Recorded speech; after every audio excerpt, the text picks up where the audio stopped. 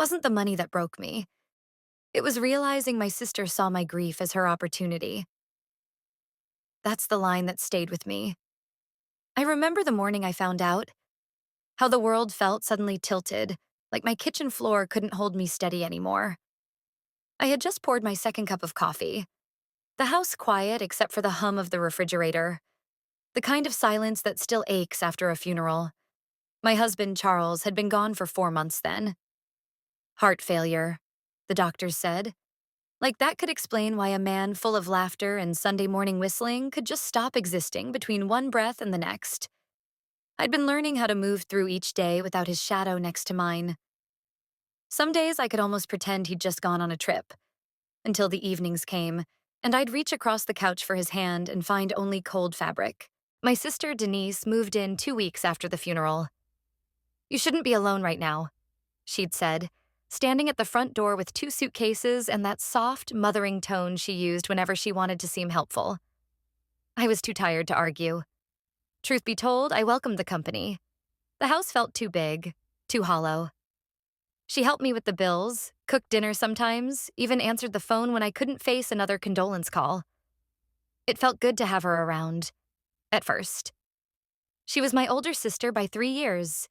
Growing up, she was the confident one, the kind who always knew how to talk her way out of trouble, who could charm teachers and strangers alike. I, on the other hand, was quieter. I liked my books, my cooking, my garden. But Denise, she lived for attention. Still, family was family. And in those first few months, I clung to that word like a prayer. The mornings were the hardest. That's when I missed Charles most. The way he'd hum while frying eggs, or how he'd slide his coffee mug across the counter toward me with that wink that said, "We're okay, baby." Denise would fill those silences now. She'd sit at the table in her silk robe, tapping on her phone while I packed the kids' lunches. My son Marcus, 16, would mutter a half-hearted "morning" before slinging his backpack over his shoulder. My daughter Lila, only 9, was more delicate. She'd still crawl into my lap some mornings and whisper, "Do you think Daddy can see us from heaven?" I'd stroke her curls and say, "I think he never stopped." Denise, always one for the spotlight, would chime in with some story about the afterlife she'd read online. "You know," she'd say dramatically, "some people believe spirits leave coins around the house as signs." Lila would brighten at that, eyes wide. "Really?" And I'd nod, though deep down I hated the way Denise turned even grief into performance. But I tried to be grateful. She took over chores, said she'd handle the paperwork that piled up after Charles's death. Insurance, pension forms, bank statements. "Let me take this off your shoulders," she'd said one evening, pulling the stack of envelopes toward her with manicured fingers. "You need rest, not more stress." I didn't argue. My mind was fogged with loss, my body numb from sleepless nights. So I let her help. I signed where she told me to sign, trusted that she'd do right by me and the kids. After all, she was my sister. The first time something felt off, it was small. Barely a ripple. A letter came one afternoon while Denise was out running errands. It was from the state pension office, just a generic notice about updated account details. I almost tossed it aside, but something about the wording made me pause. It said, "Your direct deposit information has been successfully changed." I frowned, reading it again. I hadn't changed anything. When Denise came home, I showed her the letter. She barely looked up from her phone. "Oh, that's probably just confirming the paperwork I helped you file," she said, waving her hand dismissively. "Remember? We had to update your address after Charles passed. It made sense. Or at least, I wanted it to." I told myself she knew what she was doing. But that night, when the house was quiet and the kids were asleep, I sat at the dining table and looked at that letter again. My name, my husband's pension account number. All correct. Only the last line stood out. New account ending in 1027. That wasn't mine. Still, I folded the letter and tucked it into a drawer. I told myself I'd ask about it later, when my mind was clearer. Life went on. Weeks passed, and Denise seemed more comfortable in the house than I was. She'd redecorate little things without asking, move Charles's photo from the mantel to the hallway, because it's too sad to look at every day. She started hosting her friends for lunch, loud laughter echoing through rooms that had once been sacred in their quiet. The children grew uneasy, Marcus especially. He'd roll his eyes whenever she spoke, mumbling under his breath. One evening after dinner, he cornered me in the kitchen. "Mom," he said, keeping his voice low, "why does Aunt Denise act like this is her house?" I sighed, rinsing a plate. "She's just trying to help, honey." He crossed his arms. "She's been using Dad's study as her office. And I saw her going through your drawer the other night." That made me pause. "What drawer?" "The one in your room." The one with the checkbook. I stared at him, heartbeat quickening. "Marcus, are you sure?" He nodded. "She said she was looking for stamps, but she had papers in her hand." I wanted to believe there was some explanation. Denise could be careless, yes, but dishonest? No, that wasn't possible. At least that's what I told myself. A few days later, I noticed another small thing. The mail started arriving already opened. Pension notices, bank letters, even charity mailers. Denise would hand them to me casually, saying, "Nothing important, just junk."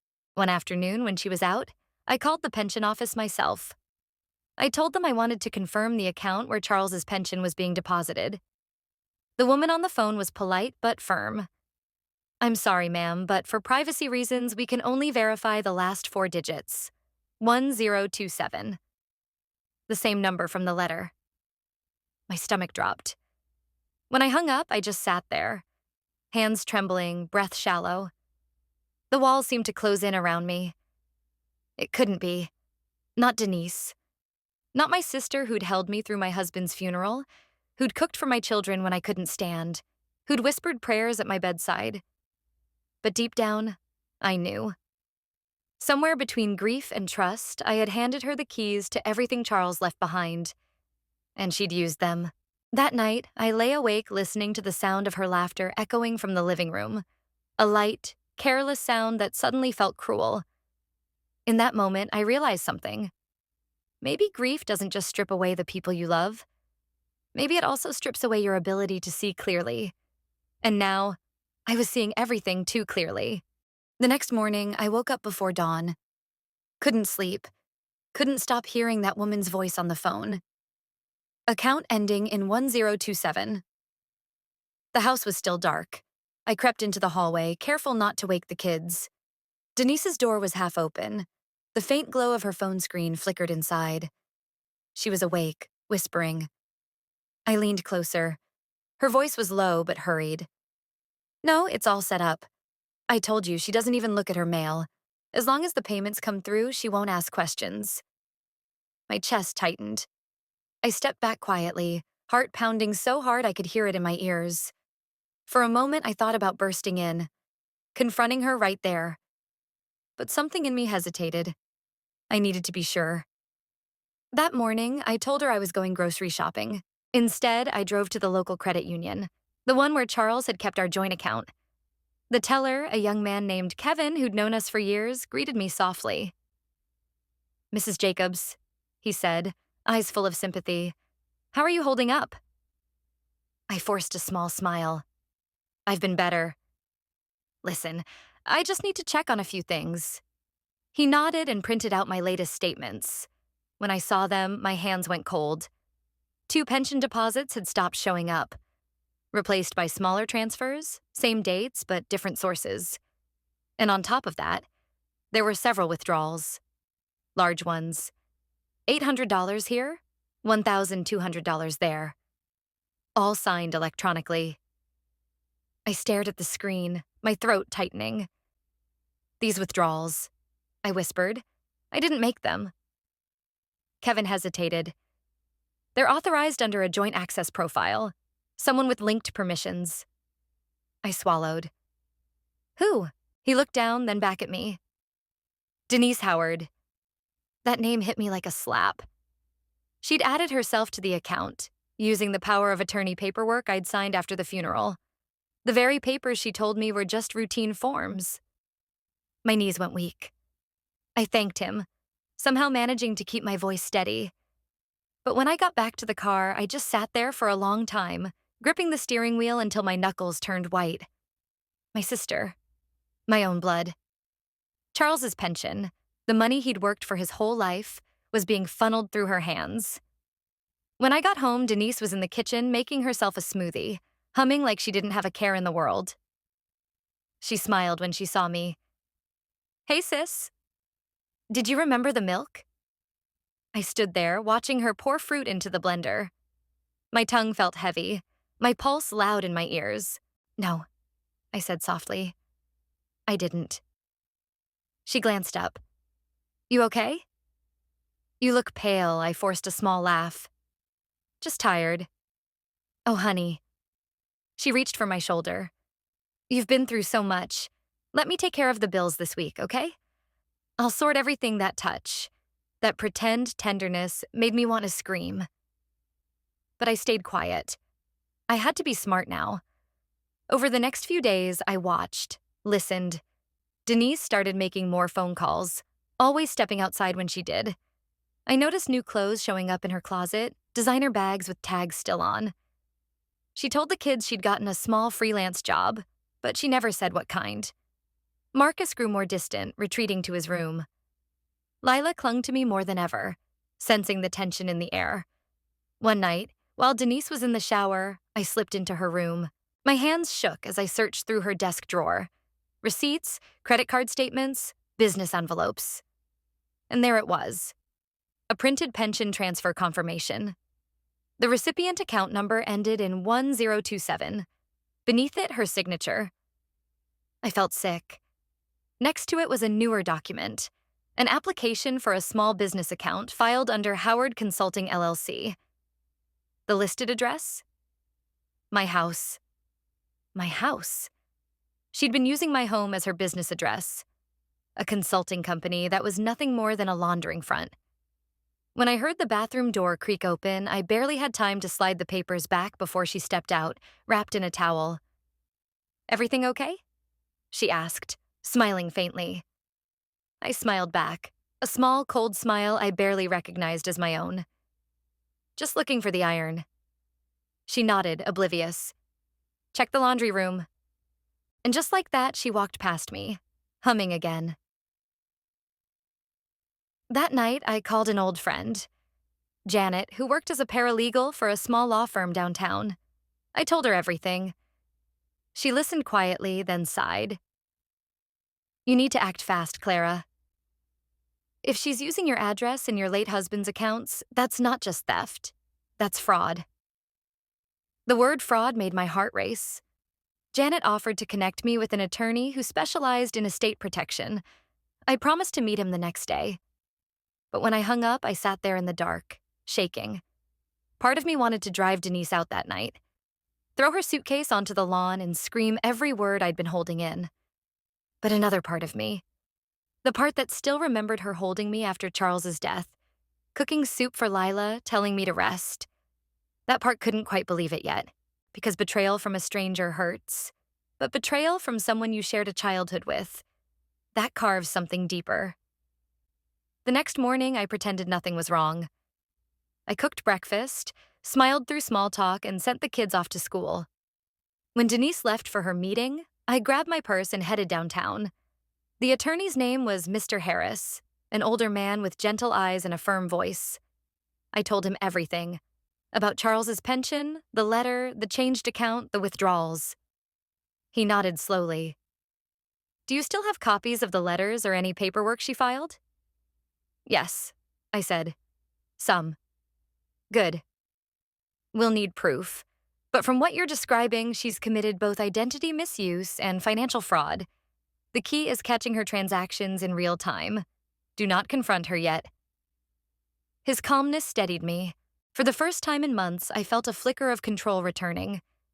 He handed me a folder. "We'll start by freezing the pension disbursements and redirecting all statements to your address.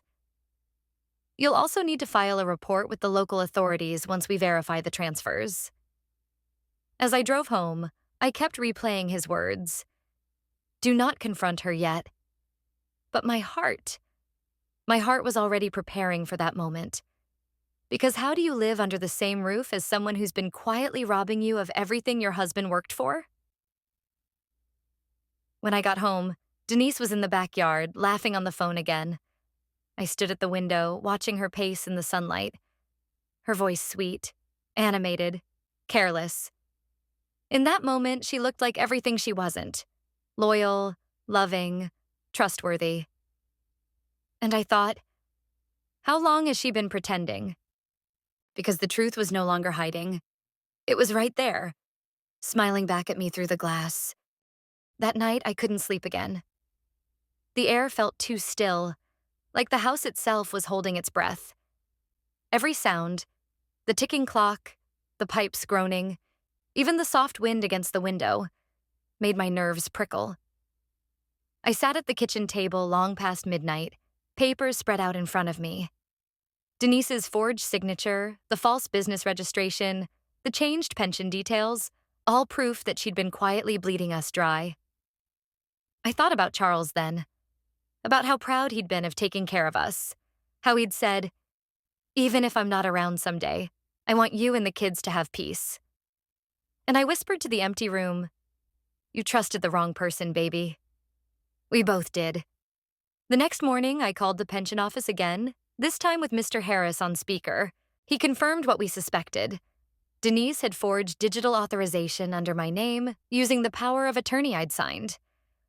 When the call ended, I just sat there, numb. Mr. Harris said gently, "Clara, you have two choices now. We can quietly report this and let the authorities handle it. Or you can confront her, but that could complicate things." I looked out the window at the garden Charles planted, the rose bushes he loved so much. Their petals were wilting, untrimmed since his death. "I need to look her in the eye," I said softly. "I need to hear her say it." That evening, I waited until the kids were upstairs. Denise came home around 6, humming, a small shopping bag swinging from her arm. I could smell her perfume. Floral. Expensive. "Evening, sis," she said brightly. "You look tired again." "Did you rest today?" I didn't answer. I just watched her put the bag on the counter, a pair of heels, designer label. Finally, I said, "Those are beautiful. Did your new consulting job pay for them?" She froze just for a second, then smiled. "You could say that." "Must be a good job," I continued. "Pays so well you can open new accounts, buy luxury things, even file business paperwork with my address on it." Her eyes flicked up, sharp now. "What are you talking about?" I slid the papers across the counter. The pension statement, the bank forms, her signature. For a long moment, she didn't speak, just looked at them, then at me. Finally, she laughed. Not a nervous laugh, a soft, dismissive one. "Oh, Clara, you've been through so much. You're probably misunderstanding all this." "I called the pension office," I said quietly. "I know where the money's been going." Her smile faltered. "And the bank," I added. "They showed me your name on the withdrawals." That's when her face changed.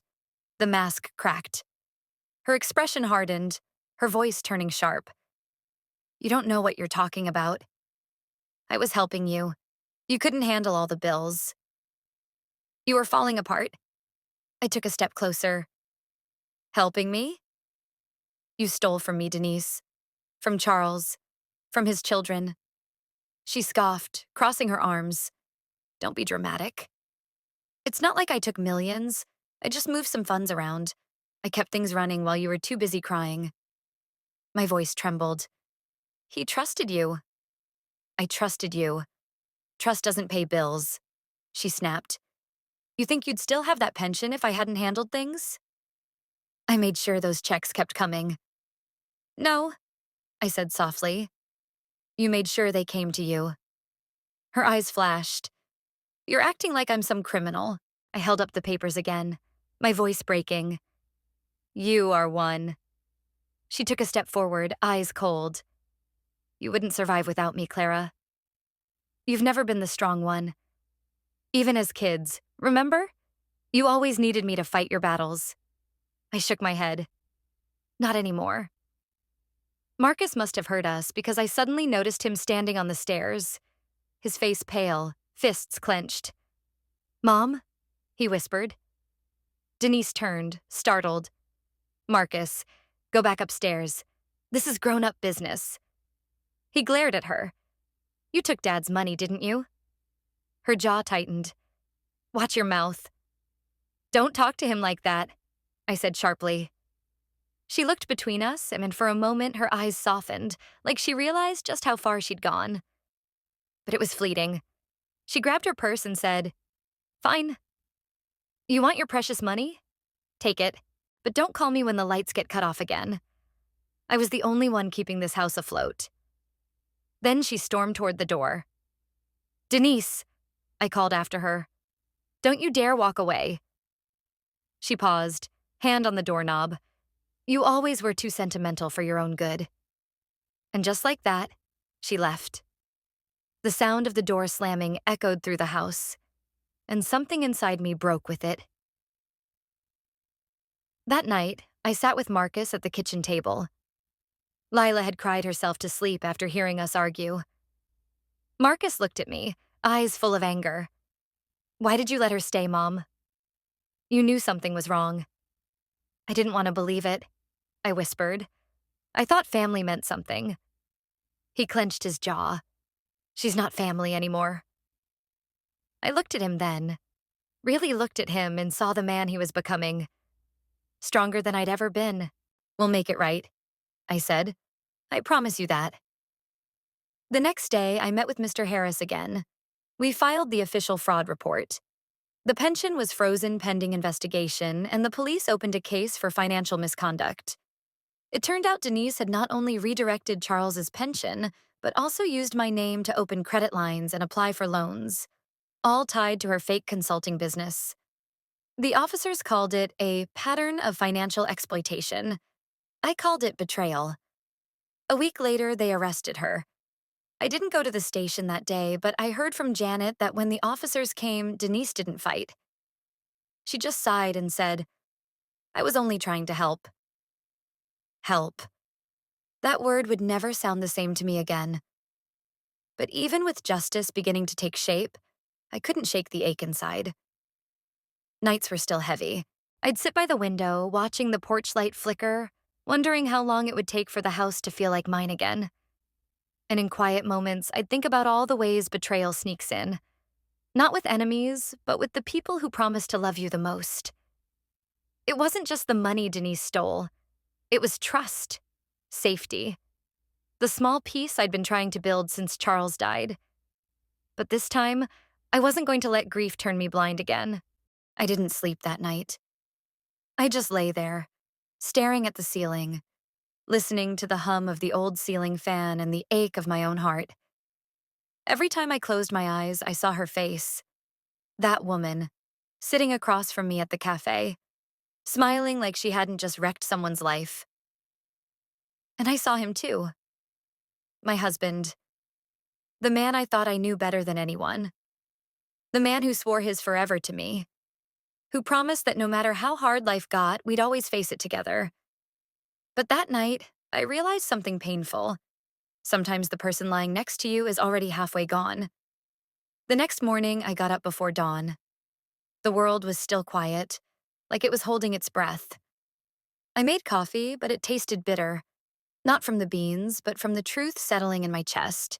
I stood by the window, watching the soft light creep across the sky. And for the first time in years, I felt alone in my own home. That's when I heard the front door open. He was back. He walked in like nothing had happened.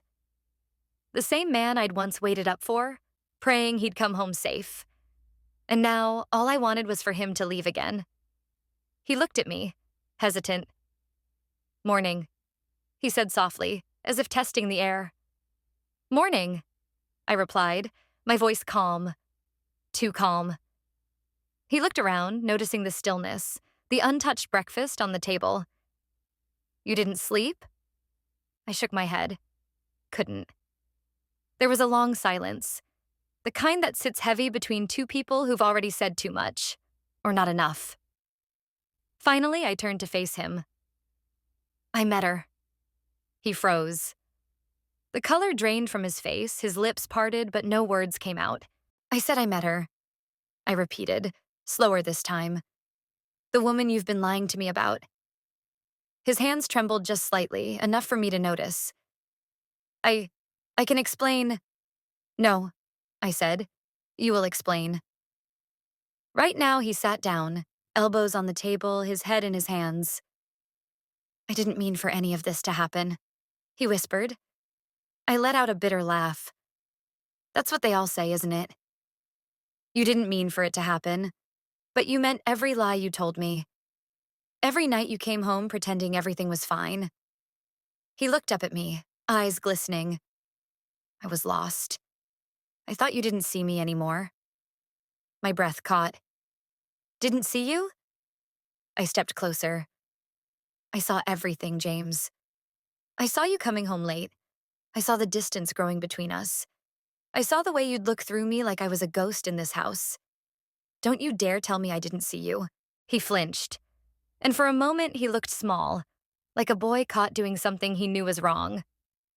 I wanted to tell you, he said. I wanted to end it. But you didn't. My voice cracked. You let me sleep next to you every night, holding on to a lie. There it was. Silence again. That awful, echoing silence. And then I said something that even surprised me. James, I don't think I can forgive you. Not this time, he stood slowly, tears welling in his eyes. Please, don't say that. I gave you everything, I said, my voice trembling. My youth, my trust, my whole heart. And you gave it to someone else. He reached for me, and I stepped back. Don't, I whispered. Don't touch me. He nodded, defeated. And that was it. The moment everything between us broke. Quiet, simple, final. I turned away and stared out the window again. The morning sun was rising, golden and beautiful, spilling light across the room. It should have been comforting, but all I felt was empty.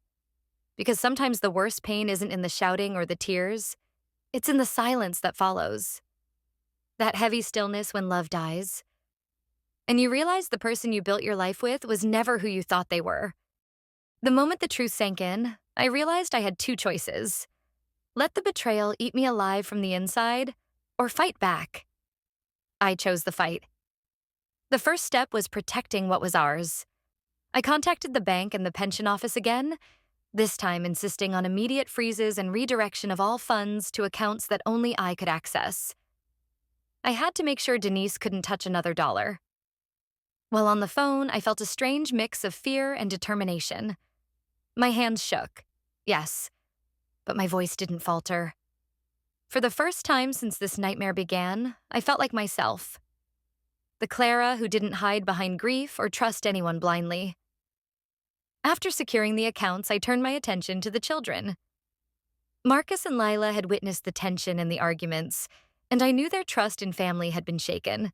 I wanted to rebuild it, to show them that strength doesn't always come from others. It comes from standing up for what's right. That evening, I called a family meeting. I laid out what had happened, step by step. I didn't sugarcoat Denise's actions. I told them the full truth, letting them see the betrayal as clearly as I had. Lila's small hand found mine across the table. You'll be okay, Mommy? Yes, baby, I whispered, squeezing her hand. We'll be more than okay. We'll be stronger than ever.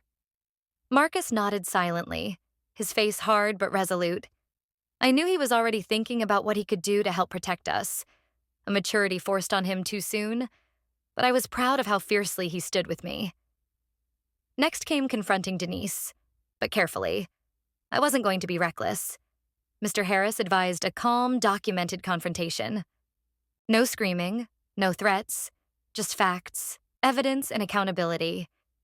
The day I invited her back to the house for this confrontation, I felt a nervous tremor in my stomach, but I held my head high. The kids were at school. I needed to do this alone. When she arrived, she smiled at me like everything was normal. I didn't return it. "Clara, what's going on?" she asked, stepping inside. I gestured to the dining table. "Sit down. We need to talk." For the next hour, I laid everything out. The pension transfers, the forged documents, the evidence of the business she'd set up in our home. I stayed calm, letting her see the weight of what she'd done. At first, she denied everything, of course. "I didn't do anything wrong. I was just helping," she insisted. I didn't flinch. I let the documents speak for themselves. Each paper, each statement, each unauthorized withdrawal, undeniable. Finally, I said, "Denise, this isn't about helping. It's about trust. You took advantage of my grief, of Charles's memory, and of this family. Do you understand that?" Her face twisted, a flash of anger mixed with shame. She didn't speak. I continued. "I've reported everything to the authorities. Your access to the accounts is gone. You'll answer for this. But I also want you to understand, you hurt more than me. You hurt my children, you hurt your own sister. And for what? Money?" The room was silent. Even she seemed to understand, at least in part, the magnitude of her actions. Once she left, I felt a strange calm.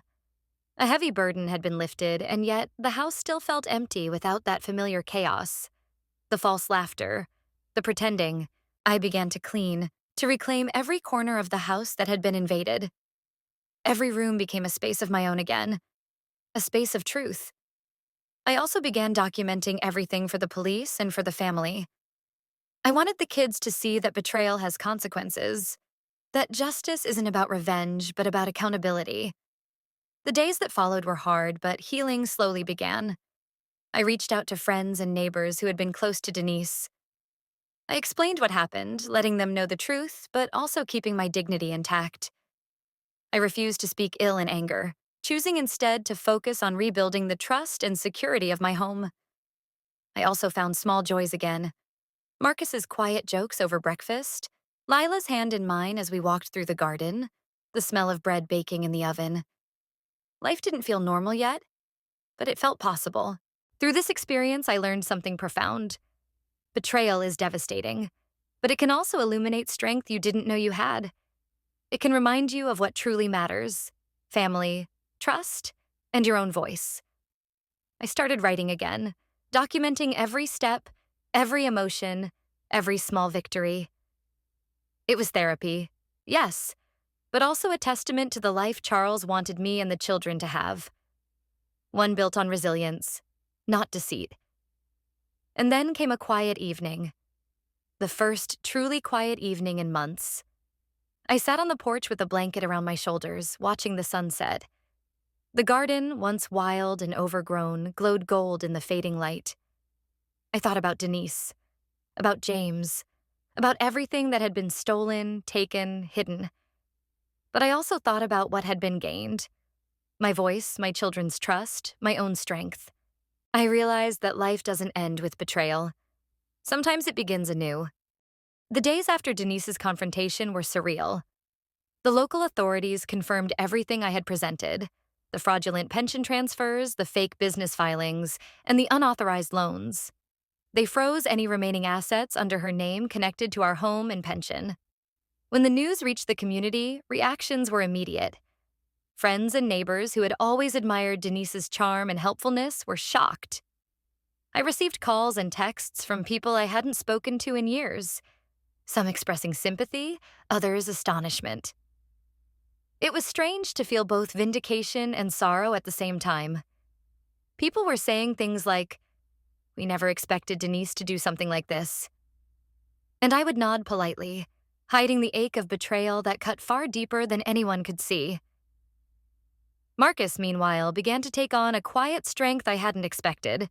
One afternoon, as we sat in the kitchen doing homework, he looked up and said, "Mom, I think we're going to be okay. I trust you. And I trust myself now, too." Lila, still small, would wrap her arms around my waist each night and whisper, "Mommy, you're so brave." And in those words, I found the healing I had been searching for. Because it wasn't just about reclaiming money or exposing lies. It was about showing my children that trust and integrity matter more than anything else, and that even after betrayal, life could be rebuilt. With the pension secured and the finances safe, I began to reclaim my home. I rearranged furniture, painted walls, and even planted new flowers in Charles's garden. Every corner of the house became a testament to survival, a reminder that this was our space, mine and the children's. I also sought therapy, not because I felt broken, but because I needed to process the emotional turbulence that had threatened to consume me.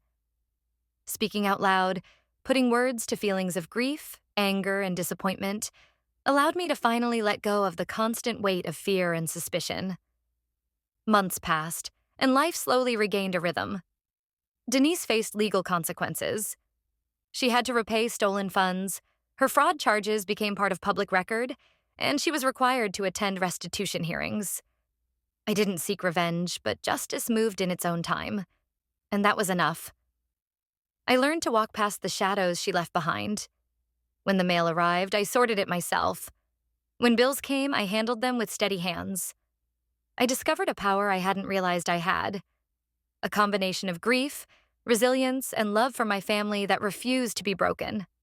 One evening, sitting on the porch with a cup of tea, I felt a gentle breeze brush across my face. The kids played quietly in the yard, laughter spilling softly over the lawn. I realized then that the house felt like home again. Not perfect. Nothing would ever be perfect. But safe, nurturing, and mine. I thought about all the people who had hurt me. Not just Denise, but also James, the man I once trusted blindly. I realized that anger could consume me, or it could fuel me. I chose fuel. I chose strength. And as I watched the sun dip below the horizon, I whispered a promise to myself and to Charles's memory. I would protect my children, my home, and my heart. And I would never let someone else's greed or deception define my life again. Through this experience, I learned a lesson I hope others never have to face firsthand. Betrayal can come from those closest to us. But even when it does, strength, honesty, and courage can help you rebuild. Piece by piece, day by day. Life after Denise's betrayal was not about revenge, but about reclaiming dignity, trust, and love. It was about showing my children that we are resilient, that even the deepest wounds can heal, and that the people who truly matter are the ones who stand by you in truth, not in deceit. And now, as I sit here and reflect, I realize something simple but profound. Family isn't just about blood. It's about loyalty, honesty, and respect. And sometimes the hardest part of life is learning who really deserves your trust. The house smells like fresh baked bread again. The kids' laughter echoes through the halls. The garden blooms under my care. I am not the same woman I was before. I am stronger, wiser, more aware of the value of trust and the strength of my own voice. And sometimes in the quiet of the evening, I even smile, remembering that betrayal, no matter how cruel, cannot take away what truly matters. Love, resilience, and the life we choose to build in the aftermath. As I sit here on my porch, the sun slowly sinking behind the trees, I think about how fragile trust can be. One person's greed, one act of betrayal, can shake the very foundation of your life. And yet, it's in those moments, the ones that feel darkest, that we often discover the deepest strength within ourselves. I learned that grief doesn't have to make you weak. It doesn't have to make you blind.